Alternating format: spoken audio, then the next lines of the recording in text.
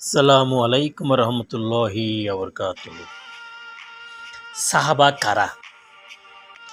সাহাবী শব্দটি আরবি ভাষায় সুহবত শব্দের একটি রূপ। এক বচনে সাহেব ও সাহাবী এবং বহু বচনে সাহাব ব্যবহৃত হয়।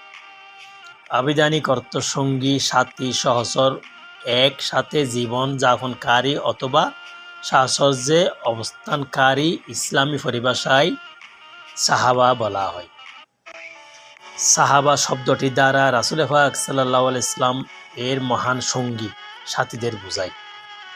সাহেব শব্দটির বহুবচনে আরও কয়েকটি রূপ আছে, তবে রাসূল পাক সাল্লাল্লাহু আলাইহি ওয়াসাল্লাম এর সঙ্গী সাথীদের বোঝানোর জন্যই সাহেব এর বহুবচনে সাহাবা ছাড়া আসহাব ও সাহাব ব্যবহৃত হয়ে থাকে।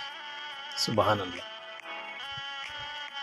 আল্লামা ইবনে হাজার রাদিয়াল্লাহু তাআলা আনহু আল ইসাবা ফি তামইজিস সাহাবা গ্রন্থে সাহাবীর সংজ্ঞান দিতে গিয়ে বলেন, ইন্নাস সাহাবিয়া মান লাকিয়ান নবিয়্যা সাল্লাল্লাহু আলাইহি ওয়াসাল্লামা মুমিনান বিহি ওয়া মাতা আলাল ইসলাম। সুবহানাল্লাহ। অর্থাৎ সাহাবী সেই ব্যক্তি যিনি রাসূল পাক সাল্লাল্লাহু আলাইহি ওয়াসাল্লাম এর প্রতি ঈমান সহকারে তাঁহার সাক্ষাৎ লাভ করেছেন এবং ইসলামের উপরই মৃত্যুবরণ করেছেন। উপরোক্ত সংজ্ঞান সাহাবী হওয়ার জন্য তিনটি শর্ত আরোপ করা হয়েছে। ১ নম্বর, রাসূল পাক সাল্লাল্লাহু আলাইহি ওয়াসাল্লাম এর প্রতি ঈমান আনা। ২ নম্বর, ঈমানের অবস্থায় তাঁহার সাথে সাক্ষাৎ আল্লিকা। ৩ নম্বর হচ্ছে ইসলামের উপর মৃত্যুবরণ, মাউত আলাল ইসলাম। প্রথম শর্তটি দ্বারা এমন লোক সাহাবী বলে গণ্য হবেন না যারা রাসূল পাক সাল্লাল্লাহু আলাইহি ওয়াসাল্লাম এর সাক্ষাৎ লাভ করেছেন কিন্তু ঈমান আনেনি। যেমনি আবু জাহেল, আবুল আহাব প্রমুখ মক্কার কাফিরবৃন্দ। দ্বিতীয় শর্ত, অর্থাৎ সাক্ষাৎ দ্বারা এমন ব্যক্তি সাহাবী বলে গণ্য হবেন যিনি রাসূল পাক সাল্লাল্লাহু আলাইহি ওয়াসাল্লাম এর সাক্ষাৎ লাভ করেছেন কিন্তু অন্ধত্ব বা জাতীয় কোনো অক্ষমতার কারণে চোখে দেখার সৌভাগ্য থেকে বঞ্চিত হয়েছেন।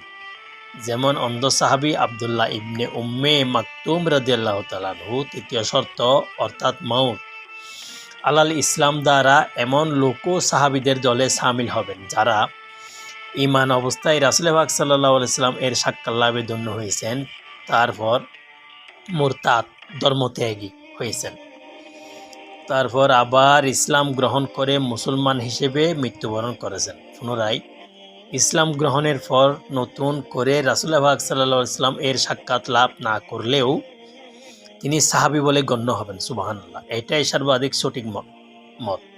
যেমন হযরত আশায়াস ইবনে কায়েস রাদিয়াল্লাহু তাআলা আনহু।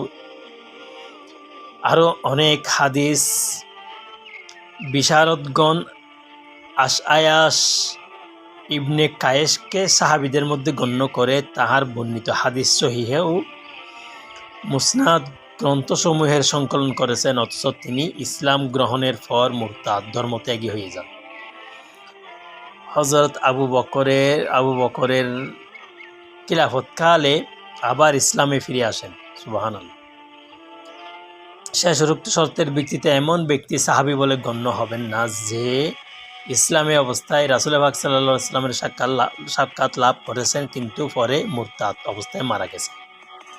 যেমন আব্দুল্লাহ ইবনে জাহাশ আল আসাদি রাদিয়াল্লাহু তাআলা আনহু মুসলমান হয়ে হাসবায় হিজরত করার পর খ্রিস্টান হয়ে যায় এবং সেখানে মুরতাদ অবস্থায় মারা যায়। তাছাড়া আব্দুল্লাহ ইবনে কাতাল, রাবিয়া ইবনে উমাইয়া প্রমুখ মুরতাদ ব্যক্তিবর্গ সাহাবী হওয়ার জন্য ইসলামের উপর মৃত্যুবরণ শর্তটি উল্লেখিত ব্যক্তিবর্গের ক্ষেত্রে অনুপস্থিত। উপরোক্ত সংজ্ঞা অনুযায়ী ঈমান সহকারে রাসূল পাক সাল্লাল্লাহু আলাইহি ওয়াসাল্লাম এর সাক্ষাতের পর তাহার সাহচর্য বেশি বা অল্প দিনের জন্য হোক রাসূলুল্লাহ সাল্লাল্লাহু আলাইহি ইসলাম থেকে কোনো হাদিস বর্ণনা করুক বা না করুক, রাসূলুল্লাহ সাল্লাল্লাহু আলাইহি ইসলামের সঙ্গে কোনো যুদ্ধে অংশগ্রহণ করুক বা না করুক, এমন কি যে ব্যক্তির জীবনে মুহূর্তের জন্য রাসূল পাক সাল্লাল্লাহু আলাইহি ইসলামের সাক্ষাৎ লাভ ঘটেছে এবং ঈমান অবস্থায় মৃত্যুবরণ করেছে, এমন সকলেই সাহাবীদের অন্তর্ভুক্ত। সুবহানাল্লাহ। ওকে, ভালো থাকবেন। আসসালামু আলাইকুম ওয়া রাহমাতুল্লাহি ওয়া বারাকাতুহু।